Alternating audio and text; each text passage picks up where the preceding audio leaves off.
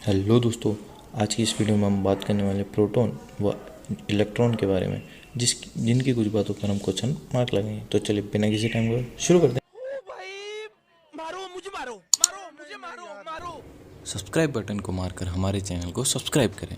तो जब मैं 9th स्टैंडर्ड में था तब मैंने पढ़ा था कि प्रोटॉन पर पॉजिटिव तथा इलेक्ट्रॉन पर नेगेटिव चार्ज होता है, और अगर किसी एलिमेंट पर पॉजिटिव चार्ज होता है तो इसका मतलब होता है कि उसमें प्रोटॉन की संख्या ज़्यादा है जबकि इलेक्ट्रॉन की संख्या कम है।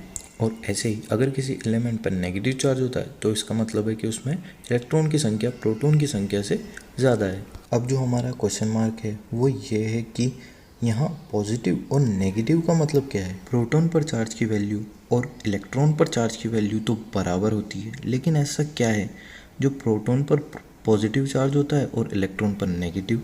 अब हम इस क्वेश्चन को थोड़ा और डिटेल में लें तो प्रोटॉन भी दो क्वार्क से मिलकर बना होता है, एक तो अप क्वार्क और एक डाउन क्वार्क।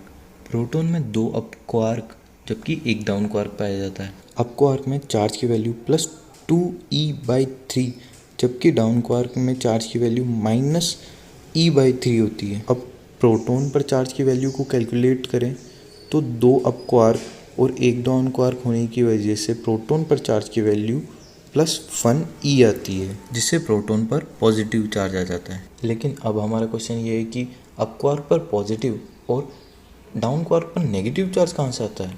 ऐसा क्या है जो चार्ज को पॉजिटिव या नेगेटिव बनाता है। बेसिकली हम चार्ज को इलेक्ट्रॉन व प्रोटॉन के रूप में लेते हैं, लेकिन रियलिटी में चार्ज क्या होता है। अब जिन जिन के पास भी सेम क्वेश्चन है वो नीचे कमेंट्स करके हमें बताएं, और जिन जिन को भी इन क्वेश्चंस के आंसर आते हैं वो भी हमें नीचे कमेंट्स कर बताएं।